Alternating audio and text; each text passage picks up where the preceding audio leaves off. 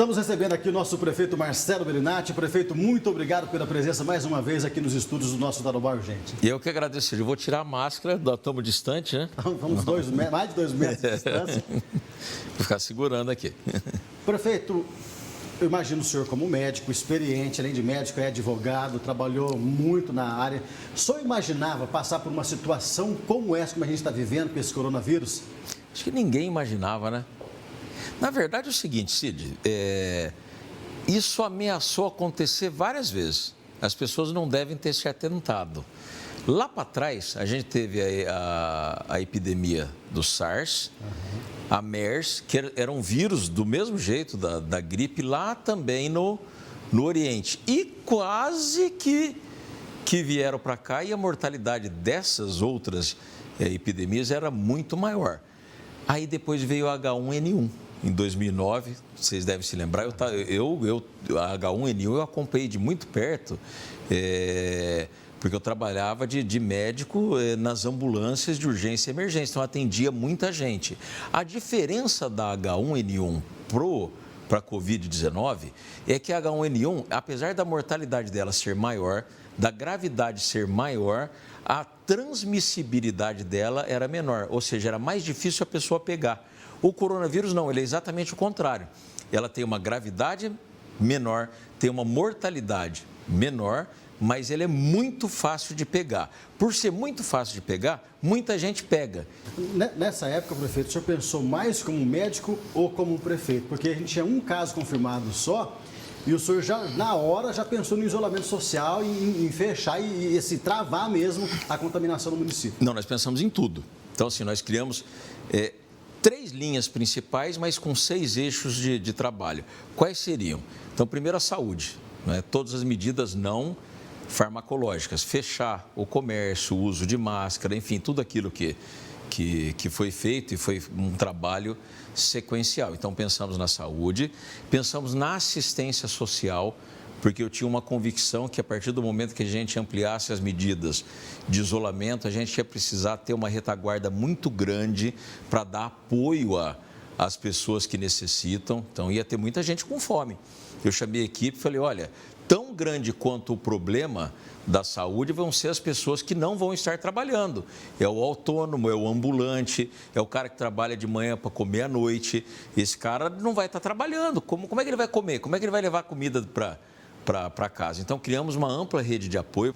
Hoje a gente tem 122 casos, né? Sim. Confirmados, 15 óbitos, mas o que a gente tem visto a nível nacional em alguns estados, como São Paulo, Rio de Janeiro, Ceará, Pernambuco, Amazonas e por aí vai, principalmente estados do Nordeste.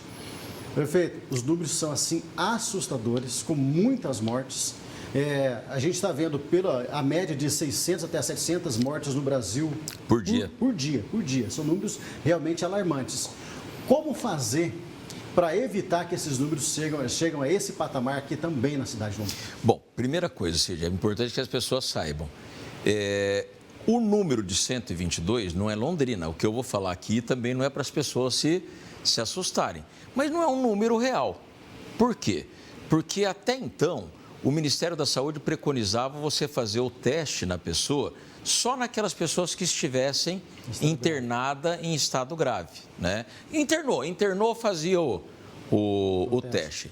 A Prefeitura de Londrina, nós tomamos como decisão, falamos, não vamos seguir essa orientação do Ministério, não. Vamos seguir como eles orientaram, mas vamos ampliar isso. Então, nós compramos os reagentes nos Estados Unidos, chegaram os reagentes essa semana, a gente já começou a testar. Então, o nosso planejamento é fazer o teste em todos aqueles que tenham sintomas e em todos aqueles que tenham a indicação médica. Então, nós vamos fazer muito teste, né?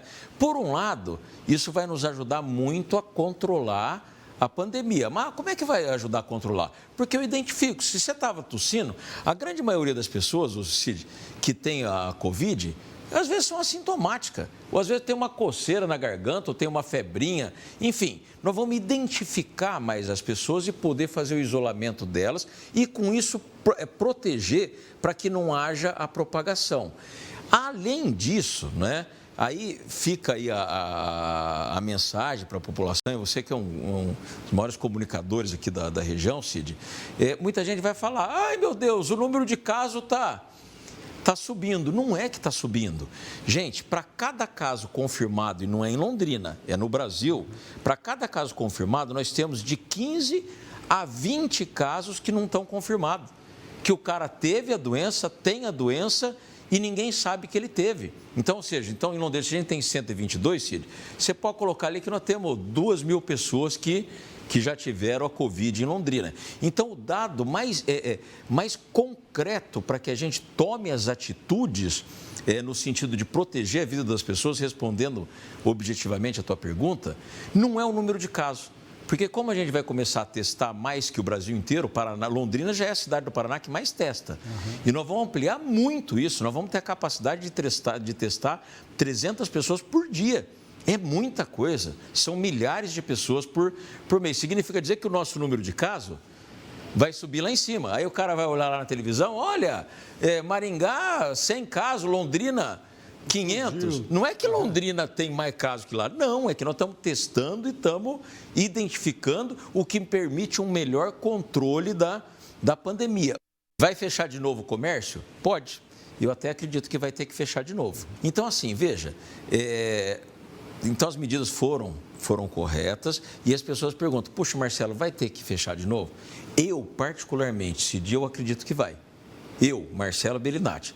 Os especialistas que eram quem acreditavam que ia ter que fechar de novo, e eu ficava meio assim, mudou completamente. Eles já acreditam que talvez não tenha que fechar novamente, mas eu creio que em algum momento, lá para junho, por aí, porque vai trombar o coronavírus, o Covid-19, com outras infecções respiratórias, como a gripe por influenza, a gripe por H1N1, a síndrome respiratória aguda grave, que todo julho não fica as UPAs, os hospitais, tudo cheio de gente gripada e resfriada.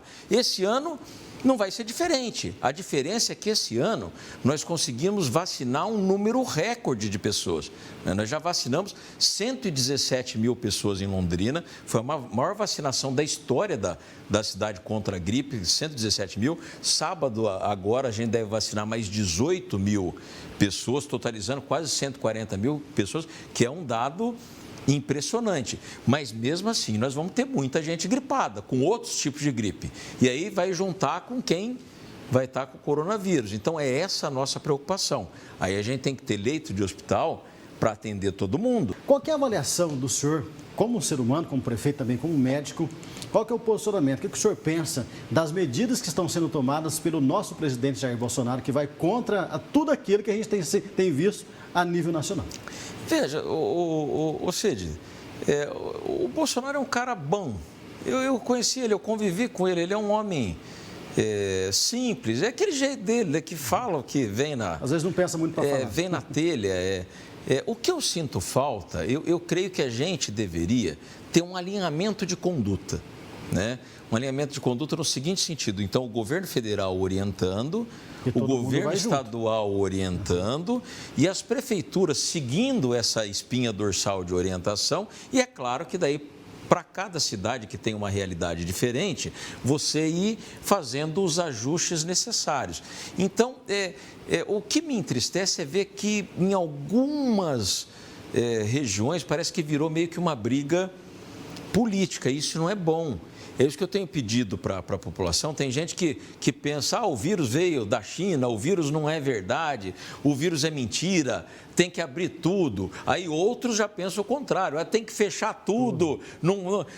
Claro, pensar diferente é até bom que cada um pense de maneira diferente. Agora a gente tem que ter o bom senso. Duas perguntinhas bem rápidas. Primeiro, vai ter reunião do COESP hoje. Sim. Um dos temas que pode ser tratado lá nessa reunião é a abertura das academias. Reabre ou não abre? Não vai entrar em pauta. Não vai entrar. Não existe a possibilidade de reabrir as academias? Não vai entrar em pauta, deve entrar em pauta na semana que vem. A academia aconteceu o seguinte, o governador deu uma declaração ontem dizendo que a academia não abre de jeito nenhum. Não abre. Não é que de jeito nenhum, ele falou, não vai abrir, porque o presidente tinha colocado como Um serviço essencial. Esse serviço essencial, daí foram entrevistar os governadores, o governador do Paraná falou, olha, não vai abrir. Porque as academias, elas estavam fechadas, o pessoal achava que era por causa da prefeitura, não era um decreto do governo do estado, né? Pelo contrário, nós ganhamos a ação na justiça e trouxemos a discussão para o COESP, que é o grupo de médicos especialistas, que entendeu que não era o momento e aquele plano de retorno das academias não era o adequado. Então, pediram a eles que eles refizessem um plano, porque daí, quando nós ganhamos ações na justiça, ficou patente que a gente poderia fazer uma discussão, ainda que tivesse uma dúvida, porque o governo do estado estava proibindo. Então, nós trouxemos a discussão para nós, para tentar, inclusive, é aquilo que eu falei, para tentar deixar os caras, deixa eu dar uma respirada, porque senão morre, né? Só que assim, eles entenderam que o plano não estava bom ainda, Cid, né? Então tem que melhorar. E realmente a academia é uma coisa muito delicada. No Brasil inteiro, os planos de retorno são rigorosos e está sendo construído, né? Então tem que se restringir o número de pessoas, tem que fazer a desinfecção dos equipamentos, né? Eu, na reunião lá, Cid, eu defendi que ela fosse reabertas, mas com critérios muito rigoroso, né? E com a fiscalização para ver se estava sendo cumprido ou não. Porque você imagina também num espaço desse, um monte de gente lá correndo, fazendo exercício, soltando.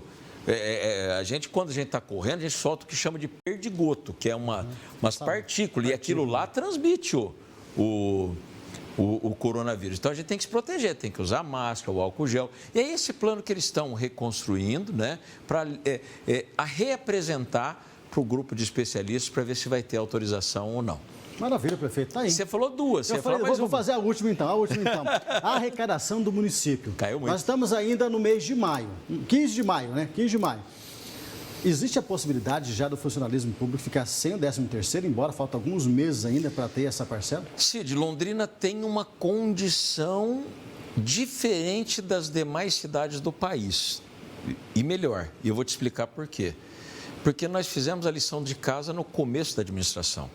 Ainda que medidas duras tenham sido tomadas, como a reavaliação da planta de valores do IPTU, revisão de taxa de lixo, corte de cargos, redução dos contratos da prefeitura, revisão de todos os contratos, todo aquele ajuste fiscal que eu fiz, aquele pacote grande para botar a economia da cidade em ordem, agora ele está nos dando um fôlego necessário para conseguir passar por esse momento. Nós vamos perder mais de 100 milhões de reais de receita, Cid. 100 milhões de reais. Mas o que é 100 milhões? 100 milhões é o dinheiro que você paga. O salário do médico, que você paga o salário do professor, que você compra merenda, que você põe gasolina no carro. Mas isso nos dá uma condição. Mas mesmo assim, naqueles grupos que eu montei, essa era uma terceira via. Então, a gente já montou o grupo econômico, comandado pelo João Carlos, que é o secretário da Fazenda, e fizemos um plano de contingenciamento. Então, a gente cortou tudo quanto é gasto, porque sabíamos que íamos perder muita receita, não sabíamos quanto.